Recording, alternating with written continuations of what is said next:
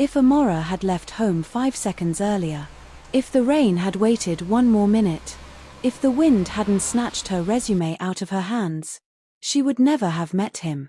And the greatest love of her life would have passed her by like a stranger in the storm. But destiny doesn't make mistakes. One sheet of paper, soaked and spinning through the rain, landed at the feet of the one man who didn't believe in fate. Keen, a quiet soul carrying scars he never spoke about. And when beautiful in a way that felt like déjà vu. For 3 seconds their eyes met. 3 seconds that rewired the future.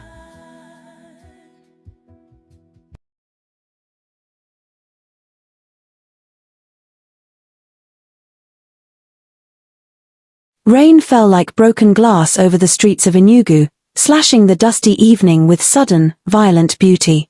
The clouds had been threatening all afternoon, but it was only when the final bus honked its way into new layout that the sky finally split open.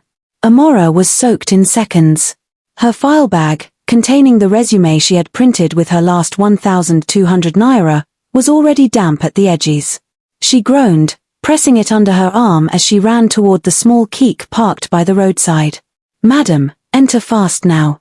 This rain no day play," the rider shouted. She slid in, heart thudding, from the rain, from the day, from the entire weight of the last 6 months. She didn't know that the man her life had been quietly steering her toward was standing only 20 meters away, under a shop canopy, staring into the same rain, thinking about the same kind of exhaustion. His name was Kenny Chukwu, keen to his friends.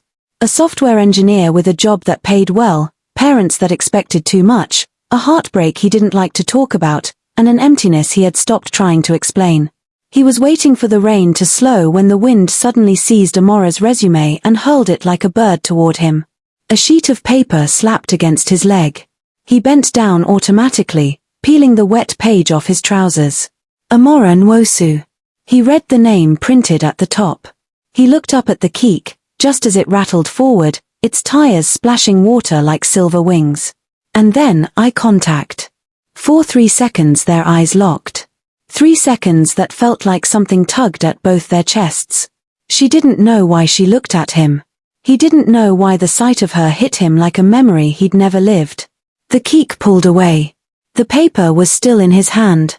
And so, without understanding why, he folded the wet page carefully and placed it inside his backpack like something he wasn't ready to let go of. Don't forget to subscribe, like and share for more sophisticated and teachable stories by Josh O. Tales.